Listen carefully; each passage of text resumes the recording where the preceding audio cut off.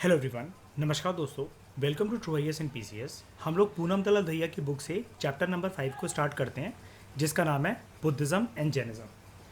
ये चैप्टर का बेस आपका एनसीईआरटी से तो देखो पूरा पूरा बन चुका है।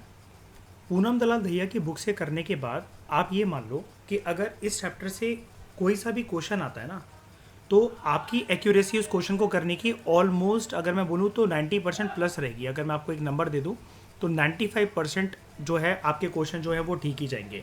जो बाकी 2-3% है वो मैं कृष्णा रेड्डी की बुक से और अपना उपेंद्र सिंह की बुक से हम लोग कर लेंगे। जैसा कि मैंने आपको बताया था, 100% एक्यूरेसी तो देखो फिर भी एंशिएंट हिस्ट्री, मेडिवल हिस्ट्री और कल्चर में तो कोई भी नहीं ला सकता है, फिर चाहे भले ही वो हिस्ट्री ऑप्शनल का स्टूडेंट क्यों ना हो। ठीक है, तो बुद्धिज्म एंड जैनिज्म। अब यहाँ पर क्या होगा कि राइटर आपका थोड़ा सा लेवल ना अप करेगा एज कम्पेयर टू एनसीईआरटी। तो जो भी चीज़ें यहाँ पर आपको थोड़ा सा ना बढ़कर एक जो है वो कंटेंट मिलेगा, और काफ़ी यूज़फुल कंटेंट है। आराम से समझना, और काफ़ी मेहनत से मैंने इसको प्रिपेयर करा आपके लिए, और सारी चीज़ों के आप लोग नोट्स बनाना। लेक्चर आगे प्रोसीड करने से पहले एक इंपॉर्टेंट बात और देखो, क्या है कि आपको इस चैप्टर में जो पूनम दलाल दहिया की बुक में जो बुद्धिज्म जैनिज्म है, मैं सिर्फ उसकी बात कर रहा हूँ अभी, आपको यहाँ पर बहुत अच्छा कंटेंट मिलेगा। कहानी जो है वो बहुत अच्छे से समझ में आएगी। बस कुछ कुछ जो बीच में टर्म्स है ना, उनके आपको नोट्स बनाने हैं। लाइक वो टर्म्स ना पाली और प्राकृत शब्दों के मतलब एक मीनिंग के ऊपर है, वर्ड मीनिंग के ऊपर है। वो आपको बहुत अच्छे से मतलब प्रिपेयर करना है। लेकिन उसके लिए भी इस सेकंड एडिशन में राइटर ने कोशिश करी है कि जैसे बुद्धिज़्म खत्म होगा ना, तो एक पूरा एक टेबल आएगा कि वर्ड्स जो कि पाली प्राकृत के अंदर उनका मीनिंग क्या है, क्या होता है उसका मतलब, और फिर जब जैनिज्म का कंटेंट कवर होगा तो क्या मतलब होता है फिर उन वर्ड्स का। ठीक है, तो यहाँ पर हम बात करते हैं। देखो, एक बात रिकॉल करवाना चाहता हूँ। प्रीवियस चैप्टर में हम लोगों ने जनपद और महाजनपद के बारे में पढ़ा था, और वो चैप्टर टर्मिनेट हमारा हुआ था ये कहते कहते कि पहला जो एम्पायर है वो बिल्ड हुआ था। ठीक है, कौन सा एम्पायर था वो पहला? मौर्यन एम्पायर।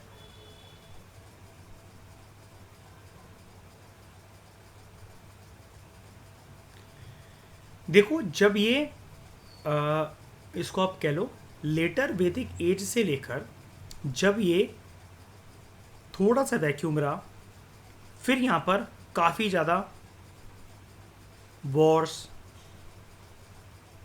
फाइट, केयस, उथल पुथल ये जो सब होने लगी, इसके बाद आपको पता है इसी के चलते जनपद और महाजनपद की कहानी शुरू होती है। ये कहानी ख़त्म होती है बाय थ्रू मौर्यन एम्पायर।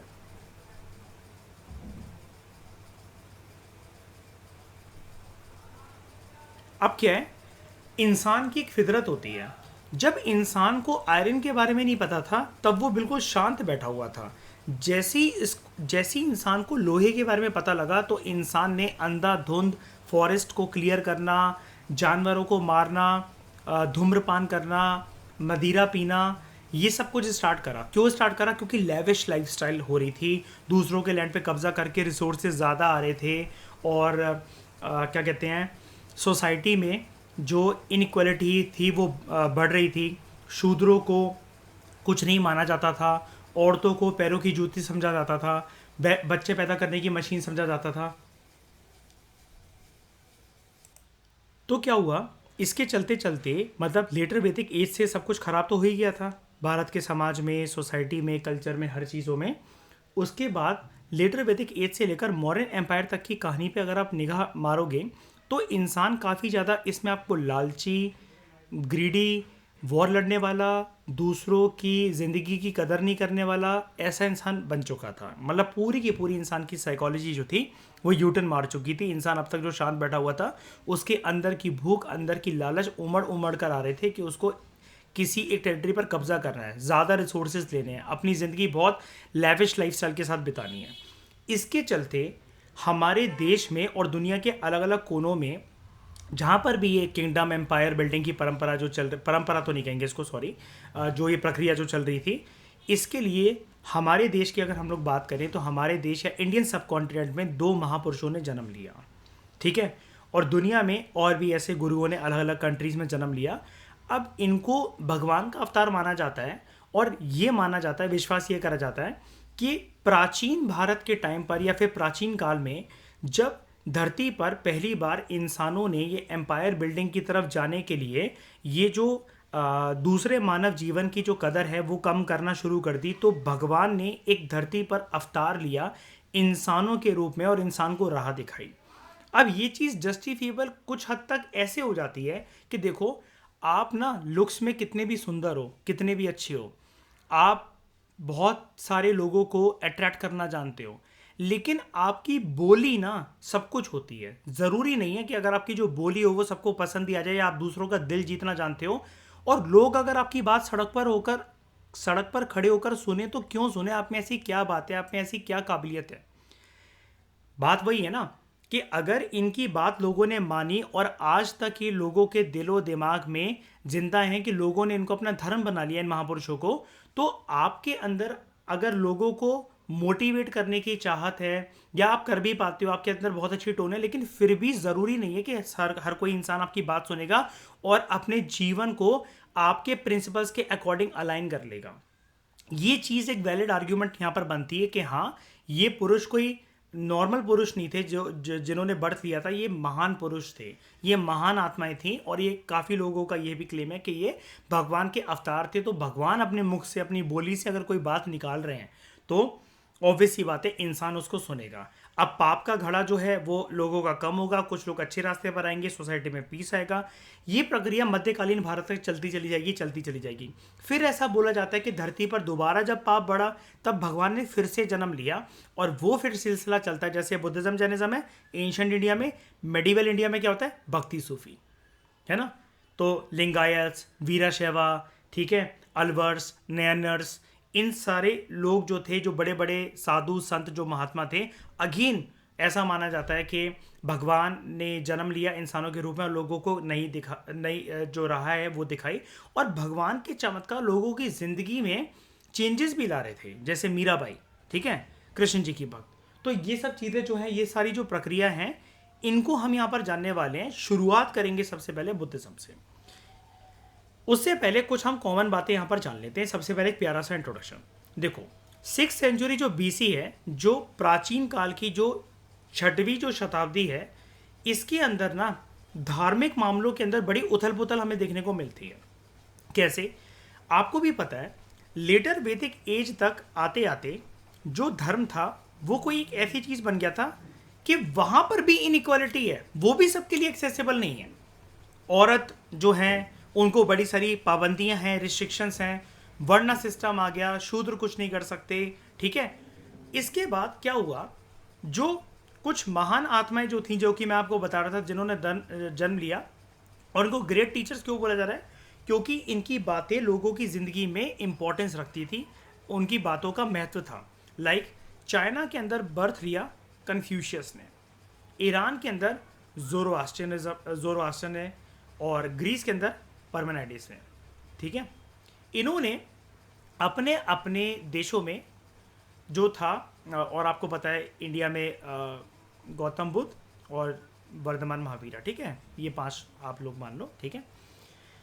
तो इन लोगों ने जो सोशियो रिलीजियस नॉर्म्स जो चले आ रहे थे समाज में, उनको क्वेश्चन करा और एथिकल और मॉरल वैल्यूज़ पे फोकस करा। इनका ये मानना था, जैसे कि आप देख पा रहे हो कि 6th सेंचुरी BC के अंदर बात सिर्फ इंडिया की नहीं थी, दुनिया में ये जो पाप को लेकर इंसानी पाप इतने बढ़ चुके थे कि उसकी जो त्राही जो मच रखी थी ना, उसकी वजह से ये इनका बर्थ होता है। और जैसा कि मैंने आपको बताया, इनको माना जाता है कि भगवान का अवतार। अब ऐसा क्यों, इन देशों में ये जो पर्सन्स थे, इनके प्रिंसिपल्स के नाम पे आज भी धर्म एग्जिस्ट करते हैं। कन्फ्यूशनिज्म प्रिंसिपल्स हैं चाइना के अंदर, धार्मिक प्रिंसिपल्स हैं। ईरान के अंदर ज़ोरोआस्ट्रियनिज्म, जिसको फॉलो करने वाले हमारे मुंबई में, महाराष्ट्र रीजन में पारसी लोग रहते हैं, धर्म है ये, ठीक है।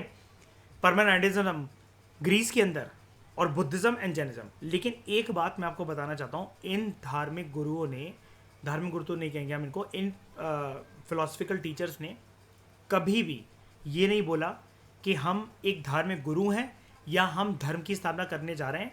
ये बस लोगों को ये कहते थे कि देखो, हमने अपनी खोज कर ली है, अपने ऊपर हमने होमवर्क कर लिया है, अब ना हम आपको इस संसार की मोह माया से बाहर निकालने के लिए कुछ रास्ते बताएंगे।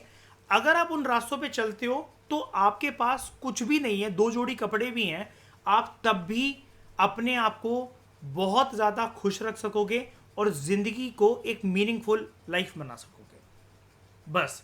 तो जो जो इनके रास्ते पे इस बात को मानते हुए चलने के लिए तैयार हो गए, तो ऐसे करके वो इनके फॉलोअर्स का जो ग्रुप था वो एक्सपेंड होता हुआ चला गया। ये सारी चीज़ें होती चली गई। ठीक है। तो लोगों को ये सिखाते थे एथिकल और मॉरल वैल्यूज। ठीक है। इंडिया के अंदर India witness the growth of two great alternative religions. अब ये रिलीजन्स कह दिया जाता है, मैं जैसा कि आपको बोल रहा हूँ, जीते जी इन लोगों ने कभी भी नहीं कहा ये धर्म है। ठीक है। बुद्धिज्म एंड जैनिज्म, ये जो रिलीजन्स थे ये एम्फेसाइज करते थे ट्रू हैप्पीनेस पे, और ये बोलते थे असली खुशी ना कभी भी मटेरियल प्रॉस्पेरिटी से नहीं आती। अब चीज़ें जितनी मर्जी इकट्ठी कर लो उससे कभी भी नहीं आएगी। रिचुअल्स को परफॉर्म कर लो, आपकी यूनिवर्सल एनर्जी, आपके गॉड्स उससे खुश नहीं होने वाले। बट असली खुशी और असली दुआ जो आप कमाओगे वो करोगे through non violence, charity, frugality and good social conduct. Frugality का मतलब होता है आप डाउन टू अर्थ रहो, आप हम्बल रहो, आपके शब्द किसी को भी हर्ट ना करें। ठीक है। आपका नेचर जो है वो किसी के भी मन के अंदर ये एक थिंकिंग पैदा ना करे कि हमने इससे लगाव जोड़ के गलती कर दी, ये पर्सन है ही नहीं हमारे लायक। तो various reasons are attributed to the origin and popularity of these two important and potent religious reform movements. तो इन्होंने एक प्रकार की जो जैसे भक्ति सूबे की रिलीजियस रिफॉर्म मूवमेंट्स ही थी, तो इनकी भी एक ये रिफॉर्म मूवमेंट्स थी। आप इनको सोशियो रिलीजियस रिफॉर्म मूवमेंट्स कह सकते हो, सिर्फ रिलीजियस रिफॉर्म मूवमेंट्स नहीं। क्योंकि देखो उस टाइम पर बात ये थी कि सबसे ज़्यादा दिक्कत जो थी इनको वो थी वर्ण सिस्टम से। इंडिया के अंदर मैं बात कर रहा हूँ अभी सिर्फ बुद्धिज्म जैनिज्म की। ठीक है। वर्ण सिस्टम से। और वर्ण सिस्टम कौन से रिलीजन का ब्रॉडर कैटेगरी, कौन से रिलीजन का पार्ट है?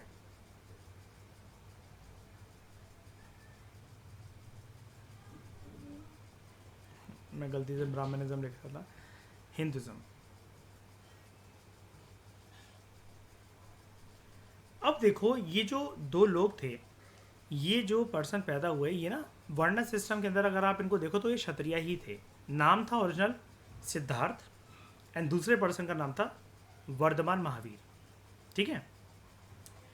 अब इनको दिक्कत बेसिकली ये थी कि धर्म ना सबके लिए एक्सेसिबल होना चाहिए, सबके लिए इक्वल होना चाहिए, लेकिन वो धर्म ही क्या, उस धर्म का मतलब ही क्या, जब वो धर्म भेदभाव करने लगे, लोगों को वो ये सिखाए कि तुम्हें पूजा पाठ करनी है, तुम्हें पूजा पाठ नहीं करनी है, तुम इस टाइम पर पूजा कर सकते हो, इस टाइम पर पूजा नहीं कर सकते हो, इतने दिन तुम्हारे लिए पूजा करने के लिए पवित्र हैं, इतने दिन तुम अपवित्र हो, तुम जिंदगी भर मंदिर नहीं आ सकते, वेदा का ज्ञान नहीं ले सकते, पूजा पाठ रिचुअल प्रैक्टिसेस नहीं कर सकते। अगर तुमने टच भी कर लिया मूर्ति को या फिर मंदिर के अंदर तुम घुसे तो वो मंदिर धोया जाएगा, मूर्तियाँ नहलाई जाएंगी और तुम्हारे कानों में गरम गरम शीशा पिघलाकर डाल दिया जाएगा अगर तुमने कुछ आरतियाँ या कोई श्लोक या तंत्र मंत्र अगर तुमने सुन लिए। ठीक है। तो ये जो इतना ज़्यादा आप कह सकते हो कि माहौल जो इतना ख़राब, जो इतना ज़्यादा जो चल रहा था, जिसमें हर किसी पर्सन को कोई इक्वलिटी ही नहीं है, किसी पर्सन का कोई राइट ही नहीं है कि वो इक्वल तरीके से धर्म को एक्सेस कर सके, तो ऐसे धर्म का क्या फ़ायदा। फिर इनका ये भी मानना था कि देखो जो रिचुअल्स और जो सेक्रीफाइसेस होते हैं ना, ये भी बेकार चीज़ है।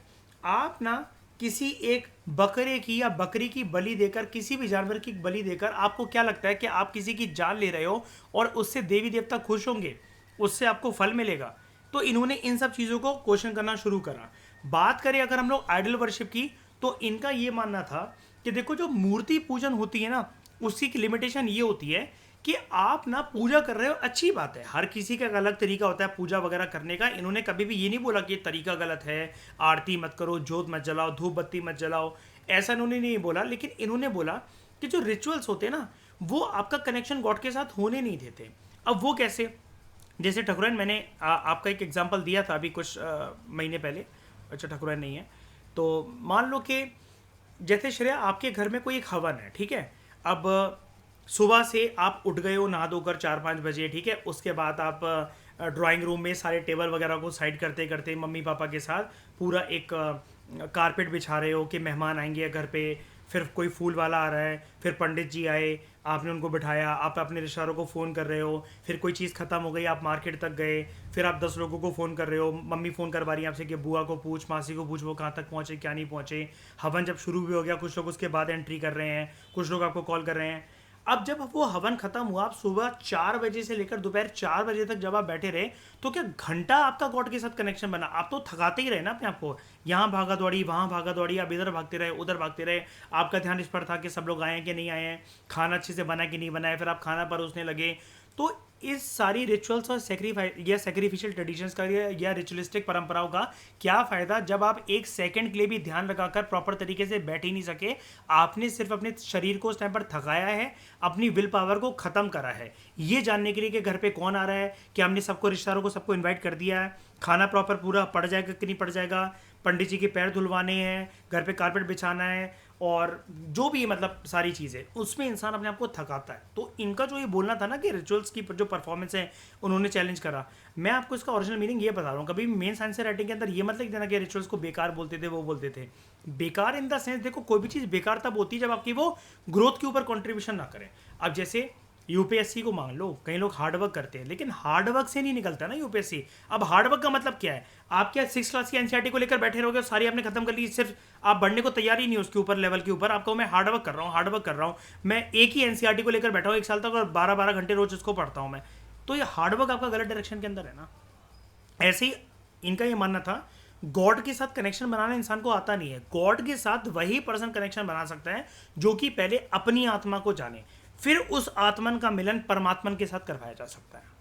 ठीक है, तो what are the causes of their origin? ये तो दो एक पर्सन की तरह पैदा हुए थे, लेकिन जब इन्होंने अपनी जीवन का खुद का ज्ञान जो है उसको जब लोगों को बांटना शुरू करा, तो लोगों ने क्यों इनकी बात मानी? क्या था मतलब ये बुद्धिज्म एंड जैनिज्म की राइज होने के पीछे इनका रीज़न? और ये पहली बात है, ये क्षत्रिय वर्ण में पैदा हुए थे, तो ये फिर अलग क्यों हुए और इन्होंने ये क्या सोचा कि हमें हिंदुज़म से थोड़ा सा अलग होना है? तो सम ऑफ द प्रोमिनेंट कॉजेस कि ये दो ऑल्टरनेटिव रिलीजन जो है राइज हुए। ऑल्टरनेटिव किसके ऑल्टरनेटिव बोला जा रहा है इनको?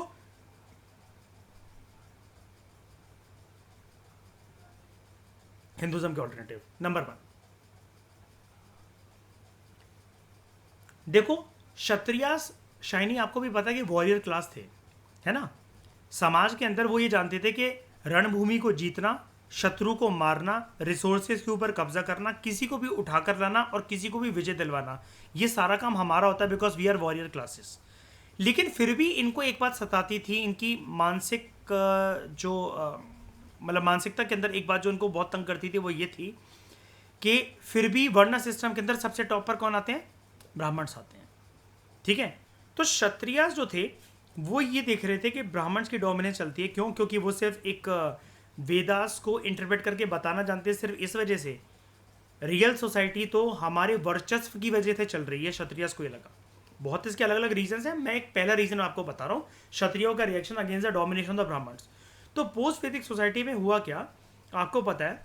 Post Vedic society was clearly divided to 4 varnas. ठीक है, सबसे टॉप पर ब्राह्मण, उसके बाद क्षत्रिय। ब्राह्मण मतलब priestly class, Kshatriya warrior class, Vaishyas कौन? ट्रेडर्स, मर्चेंट्स वगैरह, and Shudra who are meant to serve the other 3। ठीक है, तो क्षत्रिय से वो समाज में रूलर्स और वॉरियर्स की तरह रोल अपना निभाते थे, लेकिन फिर भी उनका नंबर जो था वर्ण सिस्टम के अंदर, वर्ण हिरार्की के अंदर, वो सेकंड आता था। यानी कि अगर एक क्षत्रिय अपने घर पर कोई एक हवन करवा रहा है, उस हवन को सक्सेसफुल बनाने के लिए समाज के नियम ये कहते थे धार्मिक मामलों में कि तुम्हें एक पुरोहित की जरूरत है। याद है मयूर? मतलब प्रीस्ट की जरूरत है। ठीक है, अब प्रीस्ट बहुत बार वेदास की शाइनी इंटरप्रिटेशन उथल पुथल करके भी बता देते थे, है ना, कि ये चीज़ तुम्हें अलाउड है, ये चीज़ नहीं है अलाउड, ऐसा तुम करो वैसा तुम करो। तो आपके मन के अंदर आएगा ना शाइनी, अगर आप इतने खुद में केपेबल हो, आप सब कुछ लड़ना जानते हो, रणभूमि के अंदर आप जब तलवार लेकर खड़े होते हो, तो सिर्फ कोई आपको ये क्यों बताएगा कि तुम ऐसा करोगे तो ऐसा होगा, वैसा करोगे तो वैसा होगा। ठीक है, तो they reacted strongly against the ritualistic domination of the Brahmans, और बड़ी सारी जो प्रिविलेजेस जो एंजॉय करते थे प्रीस्टी क्लास यानी कि ब्राह्मण। ठीक है, such as receiving gifts, and इनको कोई टैक्स नहीं देना पड़ता था, और ये कुछ भी करे इनको किसी भी प्रकार की कोई सज़ा भी नहीं मिलेगी। ये क्वेश्चन आ सकता है कि उनको प्रिलिम्स में स्टेटमेंट आ सकती है कि लेटर वैदिक सोसाइटी के अंदर आते आते आपको पता है ये वाली चीज़ भी हो गई थी कि जो वर्ण सिस्टम के अंदर जो टॉप हिरार्की के अंदर जो ब्राह्मण्स हैं, ऑब्वियसली बात है ब्राह्मण, ऑब्वियसली बात है वर्ण सिस्टम का सबसे पहला नंबर पार्टी बनेंगे, लेकिन यूपीएससी कभी भी आपको ये ब्राह्मण विद इन द वर्ण सिस्टम ऐसा करके क्वेश्चन नहीं देगा ना, इसलिए मैं आपको एक टोन बता रहा हूँ घुमा फिरा के जो भी क्वेश्चन बने। तो एक कल को स्टेटमेंट आ सकती है कि were they exempted from taxation and punishment, या फिर बोथ, या फिर कोई भी एक, हाँ ये किसी के स्टेटमेंट में आ सकता है, मतलब एक क्वेश्चन बनेगा उसकी किसी के स्टेटमेंट में, तो आपको लगेगा कि नहीं यार पनिशमेंट तो मिलेगी, नहीं मिलेगी यार पनिशमेंट इनको। क्या क्षत्रियों को मिलेगी? बिल्कुल मिलेगी। वैश्यों को मिलेगी, शूद्रों को मिलनी है, ठीक है।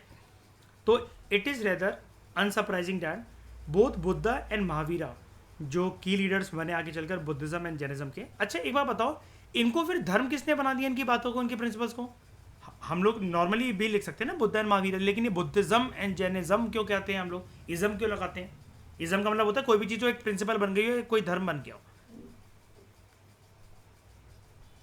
Very good. उनके मरने के बाद उनके डिसाइपल्स ने जो कंपाइलेशंस करी तो उन्होंने बोला कि आने वाली जनरेशन इनकी अच्छी बातों को भूल ना जाए, जिसकी वजह से हमने अपनी ज़िंदगी को बेहतर बनाया है। तो कभी भी इनको देखो, उनके डिसाइपल्स को ये लगा था, शनि आपको पता होगा, जैसे ये दोनों ये जानते थे अपना शरीर इन्होंने अपनी इच्छा मृत्यु से त्यागा, है ना, मरे नहीं थे, निर्वाण अटेन करा, राइट। अब डिसाइपल्स को ये लगा शायनी कि भगवान कभी भी अपने मुंह से आकर तो बोलेंगे नहीं कि मैं भगवान हूं, लेकिन जो वो हमारी कर कर गए उसकी महत्वता हम जानते हैं, हम इंपॉर्टेंस जानते हैं उसकी। तो हम इनके प्रिंसिपल्स को कंपाइल करते हैं, धीरे धीरे करते करते बुद्धिज्म भी बड़े सारे स्कूल्स में बटेगा ना। इस चैप्टर के अंदर तो आपको सारे स्कूल्स मिल जाएंगे, बहुत सारे स्कूल्स मिल जाएंगे। अभी तो आप सिर्फ हीनायान और महायान को ही जानते हो, है ना, ज़्यादा से ज़्यादा वज्रयान को जानते हो, है ना, थेरावाड़ा। तो लेकिन उसके अलावा आपको बहुत सारे स्कूल्स जो हैं वो आपको यहाँ पर देखने को मिलेंगे, सारे देखने को मिलेंगे, ठीक है।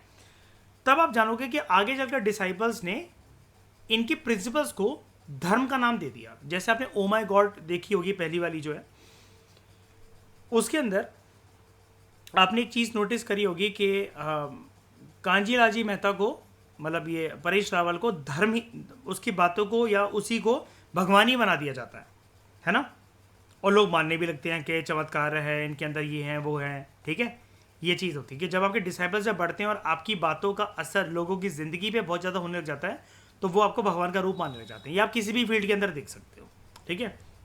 Who strongly disputed the authority of the Brahmans and they belong to the Kshatriya varna. तो ये अलग क्यों गए हिंदुज़म से या फिर वर्ण सिस्टम से?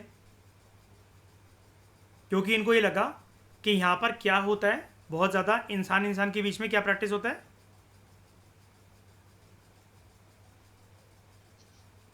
differences and inequality.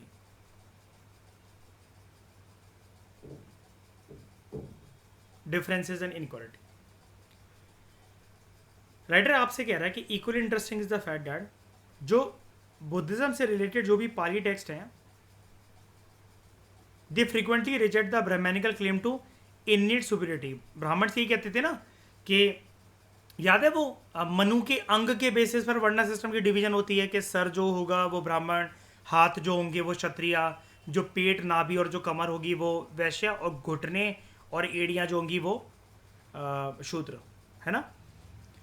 तो ब्राह्मण जो क्लेम करते थे कि हम जो हैं सबसे सुपीरियर हैं, भगवान ने हमें ही दायित्व दिया है वर्ण को पढ़ने का, सोसाइटी के अंदर लोगों को धार्मिक जो प्रिंसिपल्स हैं उनसे रूबरू करवाने का, बुद्धिज्म के पाली टेक्स्ट के अंदर इन सारी बातों को रिजेक्ट करा गया। ऐसा कुछ भी नहीं है, कोई इंसान खुद से अपने मुख से नहीं बोल सकता मैं सुपीरियर हूँ। वो सुपीरियर या इन्फीरियर अपनी हरकतें, अपनी करतूतों की वजह से बनता है।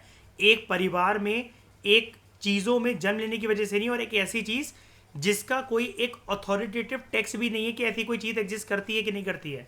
किसी भी वेद में, ऋग्वेद, यजुर्वेद, सामवेद, अथर्ववेद, वर्ण सिस्टम जैसा कोई जिक्र है? बताओ आप, है? बिल्कुल नहीं है, ठीक है। तो they rejected the Brahmanical claim to innate superiority. Innate का मतलब क्या होता है? नेचुरली, कि वो काफ़ी ज़्यादा सुपीरियर है। And it reverses the Brahmanical order of rank, thus placing Kshatriyas higher than the Brahmans, कि क्षत्रिय ज़्यादा ऊपर आते हैं ब्राह्मणों से, ठीक है। एक तो ये था। दूसरी चीज़, अच्छा, एक बात मैं आपको बताऊं, कभी भी ना वर्धमान महावीर और गौतम बुद्ध ने नहीं बोला कि हम क्षत्रिय हैं और हम ब्राह्मणों से ऊपर हैं। उनका तो कुछ लेना देना ही नहीं था इन सारे शब्दों से, ब्राह्मण क्षत्रिय वैश्य शूद्र। जो जिन भी लोगों ने ये बुद्धिज्म और जैनिज्म की बात को फॉलो करा ना, उनकी बात चल रही है कि ये ऑल्टरनेटिव रिलीजन्स का राइज क्यों हुआ, क्योंकि धीरे धीरे ये वाली आग जो थी वो फैल रही थी। और इन दो महापुरुषों ने सोचा कि हिंदुज्म सोसाइटी काफ़ी ज़्यादा ना पॉल्यूटेड है। वो प्रिंसिपल को फॉलो करती है प्योरिटी एंड पॉल्यूशन के, लेकिन वो अंदर से बहुत ज़्यादा पॉल्यूटेड है, क्योंकि वहाँ पर असमानताएं, डिफरेंसेस बहुत ज़्यादा एग्जिस्ट करते हैं। तो हम उनसे एक अलग ट्रैक लेंगे जहाँ पर अगर हम जो भी फॉलो करेंगे, हम जहाँ पर भी बैठेंगे, हम कभी कोई भेदभाव नहीं रखेंगे कि हमें टच मत करो, हमारे पास मत आओ, हमारे साथ खाना मत खाओ, ये सारी चीज़ें नहीं होंगी। उसके बाद rise of new agricultural economy which demanded animal husbandry. 6th century BC के अंदर आपको पता है, जैसा कि हमने लेटर वैदिक एज में पढ़ा था, जो आर्थिक व्यवस्था और राजनीतिक व्यवस्था जो थी पूरी की पूरी, वो हरियाणा और वेस्टर्न यूपी से शिफ्ट होते होते, यानी कि वेस्टर्न कॉर्नर ऑफ इंडिया से शिफ्ट होते होते ईस्टर्न पार्ट, या फिर आप कह लो कि थोड़ा सा मिडल से थोड़ा सा आगे नॉर्दर्न इंडिया में शिफ्ट हो गई थी, लाइक ईस्टर्न यूपी और बिहार। ठीक है, जहाँ पर ज़्यादा रेनफॉल थी and more fertile land was available. अभी फर्टाइल लैंड और ज़्यादा कैसे अवेलेबल हो गया? Because of the invention of iron. तो अब क्या था, बिहार और उसके आसपास के रीजन के अंदर आयरन और रिसोर्सेज को एक्सप्लॉइट करना, यूज़ करना, एक्सट्रैक्ट करना काफ़ी ईजी हो चुका था।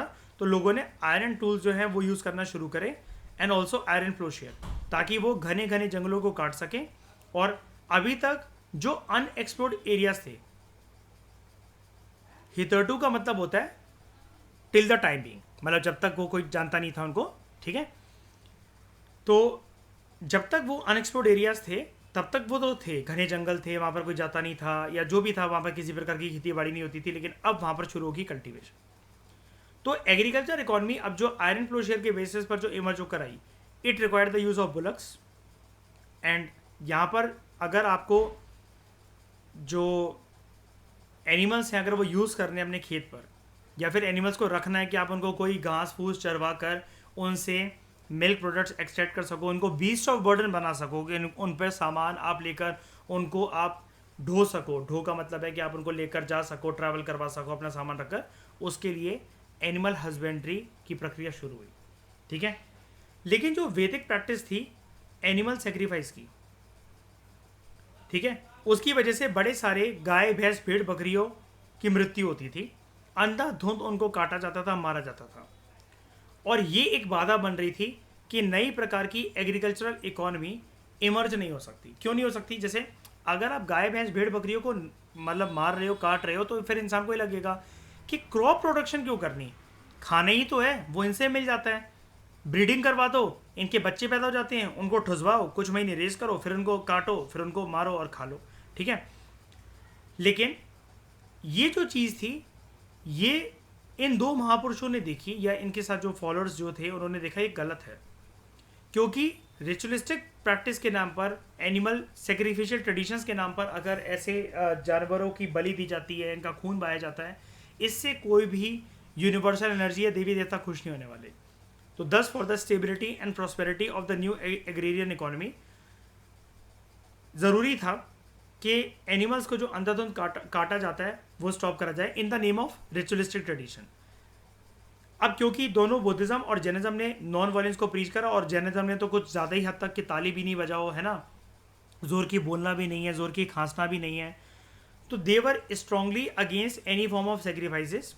और ये काफ़ी हद तक ना जो पीजेंट क्लासेस थी वो काफ़ी अट्रैक्ट हुई इनकी बातों से, उनको सही लगी काफ़ी ज़्यादा इनकी बातें। तो ऐसे करके आपको क्या पता लग रहा है, ये वाला पॉइंट आपको क्या बता रहा है कि they were found promising to the peasant masses कि एग्रीकल्चर प्रोडक्शन काफ़ी अच्छी होगी, उनकी हालत सुधरेगी। अब ये वाले जो पॉइंट जो प्रमोट कर रहे हैं वो बुद्धिज्म एंड जैनिज्म कर रहे हैं, मतलब बुद्धिज्म जैनिज्म के दायरे के अंदर हो रहा है वाला पॉइंट प्रमोट। तो क्या आप ऐसा कह सकते हो कि पीजेंट मासेस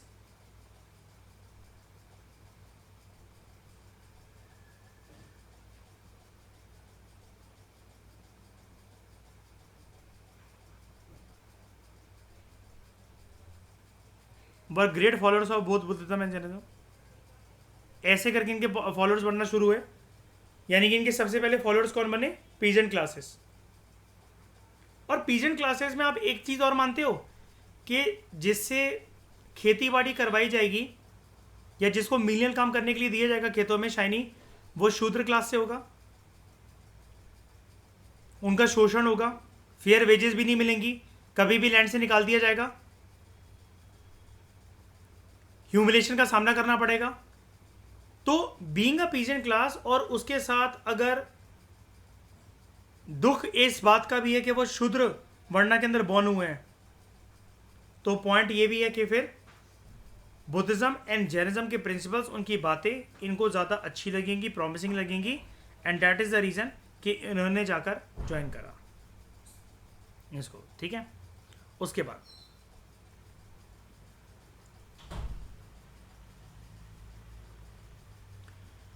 पेट्रोनाइजिंग यानी कि supporting Buddhism and Jainism by Vaishyas and other mercantile groups who wanted better social status and an era of peace. Reign of peace मतलब एरा ऑफ पीस। देखो, बुद्धिज्म एंड जैनिज्म के दायरे के अंदर आपको पता है कि कौन आते थे ज़्यादातर? मंक्स एंड आगे चलकर नन्स, है ना। अब इनको रुकने के लिए बड़ी सारी जगह चाहिए होती थी, तो जनरली ये अपना शेल्टर कहां पर लेते थे?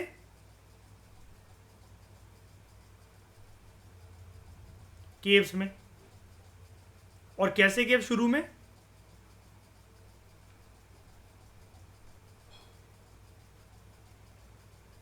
Natural caves. जब इनकी 200 पॉपुलैरिटी बढ़ती चली गई ना, पॉपुलैरिटी इन टर्म्स ऑफ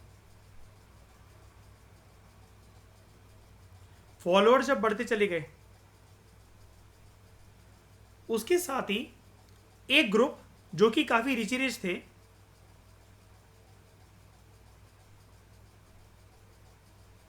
वैश्यास,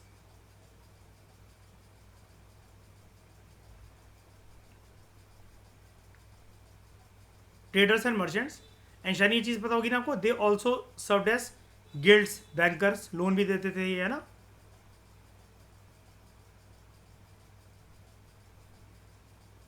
तो इसमें क्या हुआ इसकी वजह से? फिर इनकी वजह से कि ये ना श्रेया काफ़ी रिच ग्रुप थे, रिच ग्रुप थे, तो ये कुछ हेल्प करने लगे ऐसे लोगों की। और अगर ये खुद भी मतलब अगर ये फॉलो करते थे बुद्धिज्म एंड जैनिज्म को, उनके प्रिंसिपल से वाकिफ रखते थे, तो ये हेल्प करने लगे उनकी। कैसे?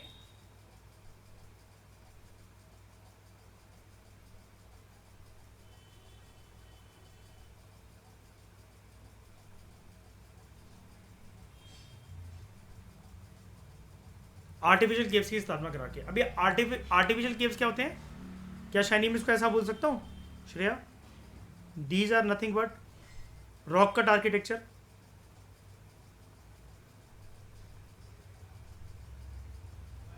याद है अशोका करता था ना ऐसा कि एक ही पहाड़ से सिंगल काट के पूरे का पूरा केव बनवा देता था पूरा, है ना। तो 6th century BC is known as era of second urbanization. First urbanization किसको बोला जाता है?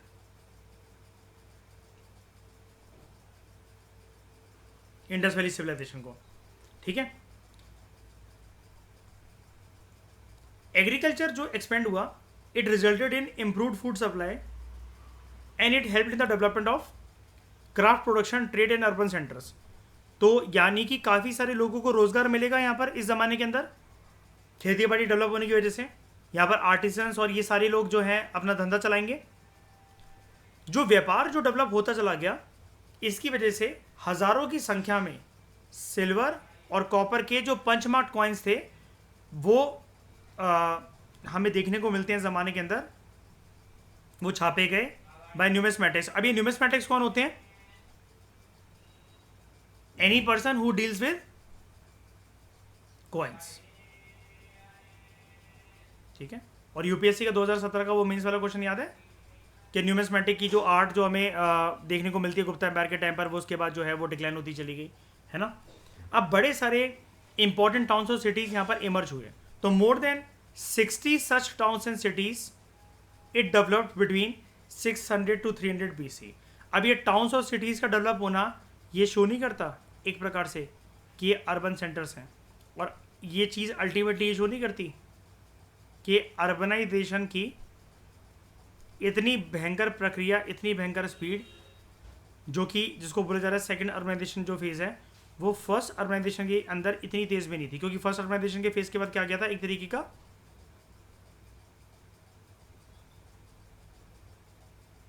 वैक्यूम गैप आया था ना कि नहीं आया था।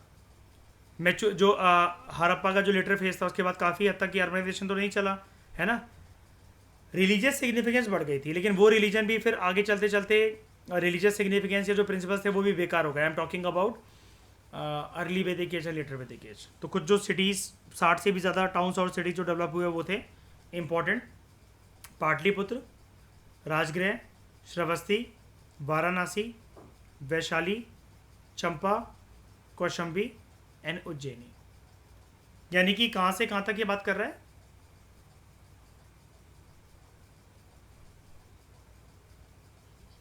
Central India, UP and Bihar, right. अब ज़्यादातर डेवलपमेंट कहाँ शिफ्ट हो गई इस ज़माने के अंदर, 6th सेंचुरी BC के अंदर?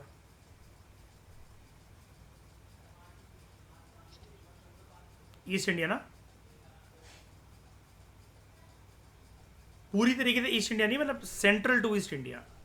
सॉरी मैंने ईस्ट इंडिया लिख दिया, उड़ीसा तक थोड़ी ना गई थी।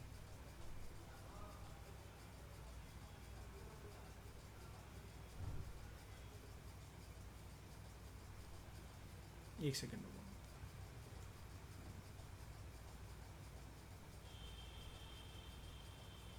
सेंट्रल टू ईस्टर्न इंडिया है ना, और यही वाला हिस्सा जिसके बारे में मैं बोल रहा हूँ आपको यहाँ पर, यहाँ से होते होते यूपी एंड देन आपका ये बिहार। क्लियर है? आगे अब ये जो सिटीज़ थी they became centres of craft production and trade, और बड़े सारे यहाँ पर जो कारीगर थे और जो मर्चेंट्स थे, व्यापारी वगैरह यहाँ पर रहने लगे।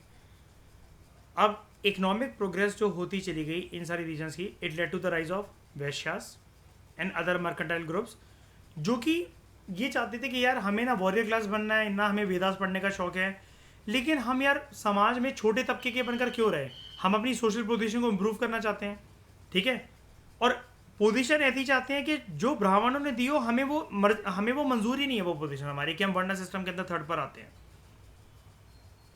ब्राह्मण कुछ भी पूजा पाठ तंत्र मंत्र करवाते हैं और हमसे पैसे लूट लेते हैं कि तुम्हें दान में इतना देना पड़ेगा, इतना सोना दान करा करो, ये करा करो, वो करा करो। तो इनको लगता है यार हम यार मज़े और मौज करने वाले पर्सन हैं, हमें कमाई के साधन अलग अलग पता है, हम कमाना चाहते हैं, लेकिन सोशल स्टैंडिंग हमारी अच्छी नहीं है, सोशल पोजीशन हमारी अच्छी नहीं है ब्राह्मणों की वजह से। तो अब बुद्धिज्म एंड जैनिज्म जब कोई इंपॉर्टेंस देते ही नहीं थे वर्ण सिस्टम को, उससे कोई इंपॉर्टेंस ही अटैच नहीं करते थे, तो it was preferred to patronise non Vedic religions like Buddhism and Jainism through substantial donations, कि हम भी आपकी छत्र छाया के अंदर आना चाहते हैं और आपको एक गुडविल के तौर पर हम एक रॉक कट आर्किटेक्चर केव्स वगैरह बनाकर दे रहे हैं जिसमें आप टिक सको, मतलब रह सको।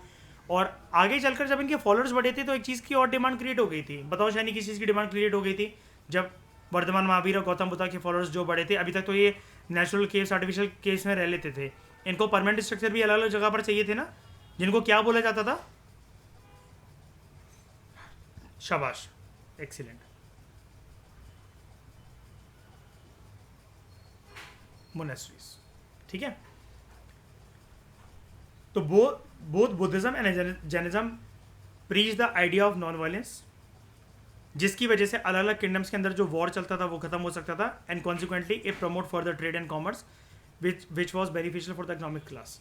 याद है जब 6th क्लास का NCERT का जब चैप्टर खत्म होता है, I am talking about 6th class NCERT, Tamil Nadu के बारे में बात नहीं कर रहा हूँ, 6th क्लास के बारे में बात कर रहा हूँ।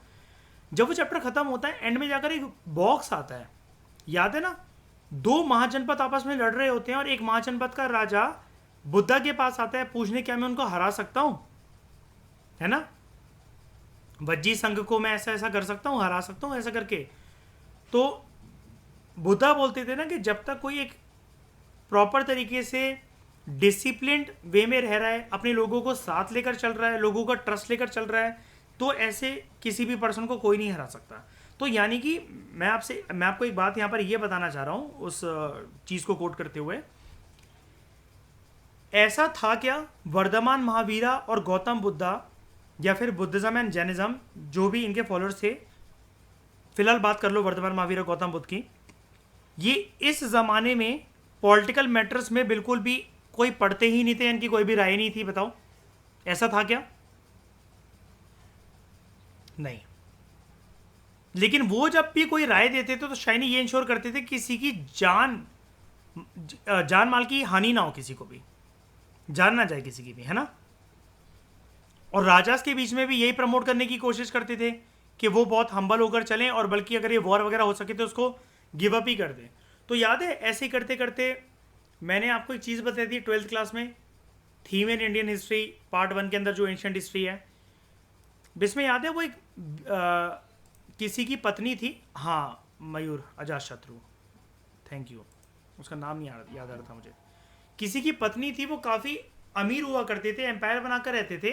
वो अपने हस्बैंड को कन्विंस कर लेती है मयूर कि हम लोग सब राजपाट छोड़कर चलते हैं और मोनेस्ट्री में ज़िंदगी बिताएंगे, इन सारी भौतिक सुखों का कोई आनंद ही प्राप्त नहीं होता है मुझे तो, है ना, इतना कुछ हमने जोड़ लिया है।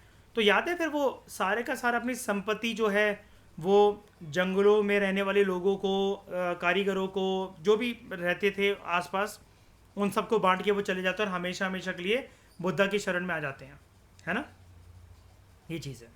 उसके बाद और क्या रीज़न है जिसकी वजह से इनका ओरिजिन हुआ और लोग इनके छत्र छाया में आए?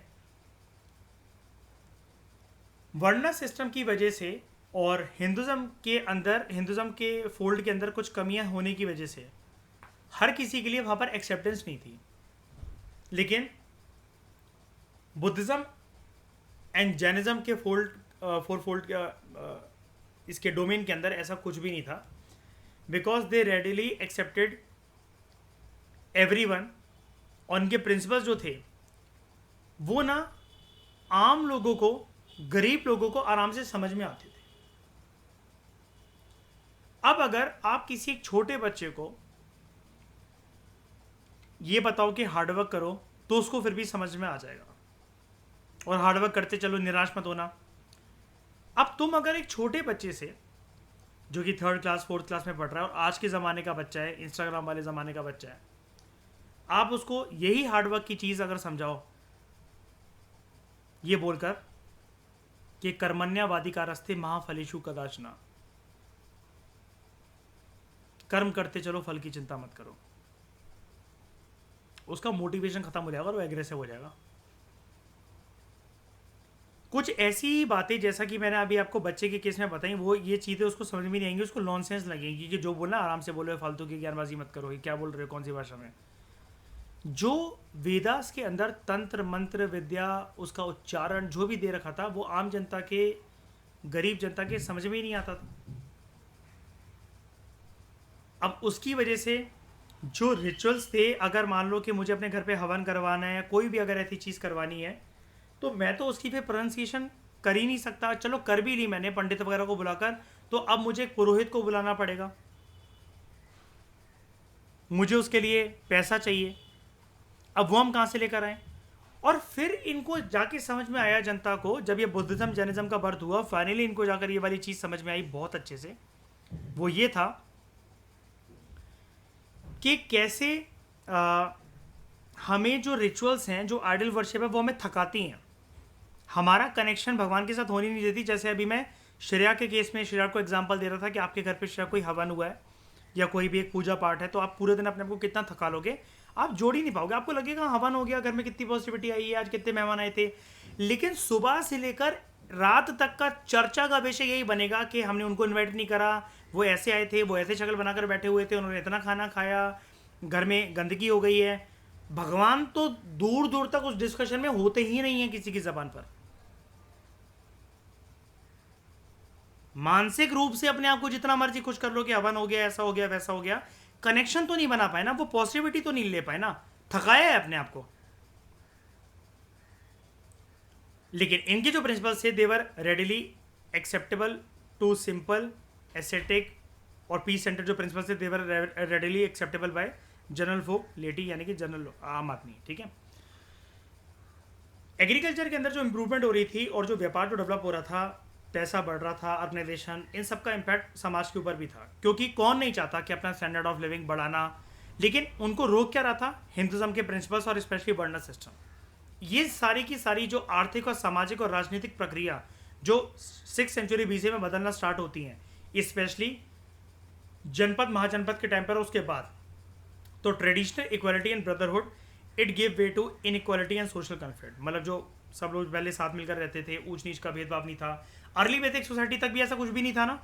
और आपको पता ना उस टाइम पर मैंने आपको पढ़ाया था वर्णा सिस्टम क्या ऐसा होता था, बर्थ के बेसिस पर होता था। ये ऐसा माना जाता था जो जिस वर्ण के अंदर पैदा हुआ है वो वहीं रहकर मर जाएगा। प्रोफेशन के बेसिस, ये बर्थ के बेसिस पर होता था नहीं, प्रोफेशन के बेसिस पर होता था ना।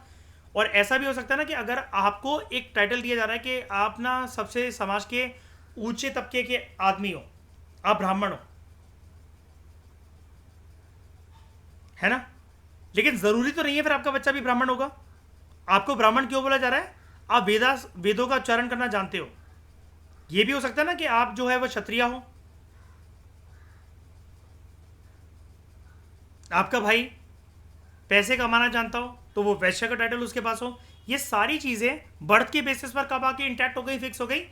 लेटर वैदिक एज के टाइम पर, ठीक है। तो people wanted some kind of reprieve, respite, कुछ शांति चाहते थे from the increasing social problems like violence, cruelty, theft, hatred and falsehood.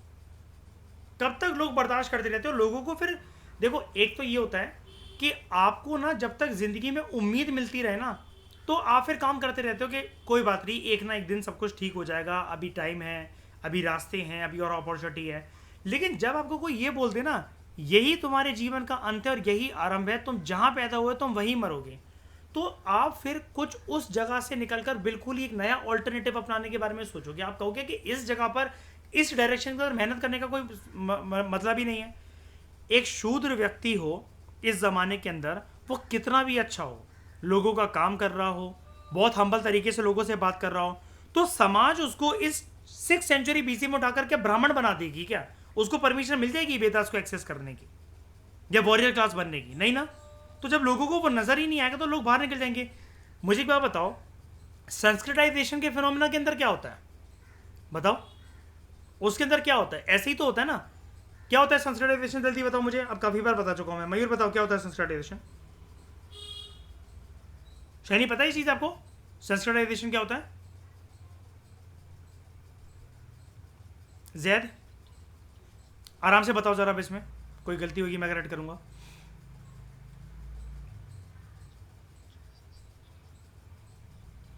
नहीं यार, क्या बोल रहे हो, क्या बोल रहे हो?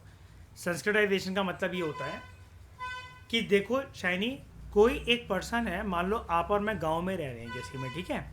अब वहाँ पर हमारा जो स्टेटस है, जो हमारा तबका है, वो काफ़ी नीचे, हम नीचे तबके के लोग माने जाते हैं। हमारा घर परिवार का मतलब इतने कोई वर्थ नहीं है, क्योंकि हो सकता है कि हम दलित हों या शूद्र हों उस गाँव के अंदर। अब हमारा जो सरनेम है ना, वो हमारे लिए एक ऐसी चीज़ है कि हम हमारी कोई इज्जत नहीं करता, हमारा कोई लेवल बढ़ नहीं सकता वहाँ पर हमारा स्टैंडर्ड ऑफ लिविंग नहीं बढ़ सकता। तो हम क्या करेंगे, हमें जब ये पता लगेगा शाइनी के हमें कौन पता लगा रहा है कि हम ब्राह्मण हैं क्या हैं, तो हम दूसरे गांव की तरफ चल पड़ेंगे और आप और मैं ऐसा सरनेम अडॉप्ट कर लेंगे कि दूसरे गांव के अंदर जो सबसे टॉप के जो लेवल के जो लोग हैं ना, वो वाला सरनेम अडॉप्ट करेंगे। क्योंकि आपके गांव के लोग तो आपको जानते हैं, तो वो तो ऐसा करने नहीं देंगे आपको। आप सरनेम चेंज करके क्या करोगे? वो तो जानते हैं आपका घर परिवार क्या है, आप कौन से वर्ण से बिलोंग करते हो, क्या है। हम दूसरे गांव, दूसरी स्टेट या कंट्री ही छोड़ के चले जाएंगे और उस जगह पर जाकर जो हमारे साथ जो प्रीवियस ट्रीटमेंट हुआ है उसको अवॉइड करने के लिए हम बिल्कुल ही एक नया सरनेम वगैरह अडॉप्ट कर लेंगे। इससे क्या होगा, हमारी नई आइडेंटिटी बन गई। हम भले ही पैदा नहीं होते उसके अंदर, लेकिन रोज रोज का शोषण करने से अच्छा है कि एक झूठ के सारे जिंदगी ऐसी बिताना कि सब लोग हमारी इज्जत करें। इस कंसेप्ट को बोला जाता है शाइनी संस्कृताइजेशन। ये जो सोसाइटी की बुक है ना शाइनी, इंडियन सोशियोलॉजी मैंने पढ़ाई थी, ये वहां दे रखा है और ये काफ़ी इंपॉर्टेंट है। ये जीएस पेपर 1 में इंडियन सोसाइटी में आ सकता है ये। Changing varna especially the lower ones, हाँ अपनी कास्ट को चेंज करके, शाबाश Shreya, Mayur, change their location and society caste and merge with the new people of high caste, very good Mayur, यही बोला ना शनि अभी मैंने, जो ये दोनों बता रहे हैं, है ना, यही होता है संस्कृताइजेशन। तो आप और मैं क्या करेंगे, जैसे मतलब मान लो कि हमें अगर इज्जत नहीं मिल रही है गांव के अंदर, हमारा कास्ट बहुत ऐसी है, श्रेया आपको और मेरे को जैसे मान लो शूद्र की तरह ट्रीट करा जा रहा है, तो हमें दिख रहा है कि ब्राह्मणों की बड़ी ज़्यादा इज्जत है, तो हम किसी एक दूसरे गांव गए और हमने वहां पर सरनेम रख लिया कौरा दुबे, कि हम मतलब पंजाबी ब्राह्मणों में और मध्य प्रदेश वाले ब्राह्मणों में सबके टॉप के जो लोग हैं वैसे ट्रीट करे जाएंगे, तो हम चलो अपनी सरनेम अडॉप्ट कर लेते हैं, और हो सकता है कि हम कोई कुमार हो या कोई ऐसी सरनेम वाले हो जिसपे हमें सरनेम को देखते लोगों को हमारी कास्ट के बारे में अंदाजा हो जाता हो और फिर हमारा शोषण स्टार्ट हो जाता हो। हम वो छोड़ के दूसरी जगह पर जाकर एक फेक आइडेंटिटी अपना लेंगे ताकि हमें एटलीस्ट इज्जत मिले। ठीक है, तो common people they yearn to return to simple primitive and uncorrupt life, मतलब वो यर्न का यहाँ पर ये मतलब कि वो तड़प रहे थे, वो भूखे थे उस चीज़ के लिए, वो प्यासे थे, उनकी नज़रें उस चीज़ को या फिर जो आत्मा थी उस चीज़ को महसूस करना चाह रही थी दोबारा, के जो पुराना ज़माना जो अर्ली वैदिक एज का था, वो जो सिंपल था, पुराना था, कोई करप्शन नहीं होती थी, कोई भेदभाव नहीं होता था, ऊंच नीच का फ़र्क नहीं होता था, उनको ये उम्मीद दी बुद्धिज़्म और जैनिज़्म की छत्र छाया ने। तो जब नए नए religions like Buddhism Jainism they preach the concept of peace and social equality, simple and Puritan aesthetic living, people welcomed it. कि क्या बात है यार, कुछ भी ना पाकर भी, कुछ भी ना कमाकर भी ऐसे जिया जा सकता है क्या कि लाइफ हमें लगे वाह यार, एक एक घंटा एक एक पल क्या है, क्या दिया है हमें ऊपर वाले ने, we are so grateful, so thankful for it. कैसे बिताई जा सकती है ज़िंदगी, तो ये बोलते थे हाँ हम इसके बारे में इसका रास्ता आपको सिखा सकते हैं, इसके बारे में आपको बता सकते हैं। तो इस डिस्कशन में दोस्तों फिलहाल इतना ही। Thank you very much for discussion.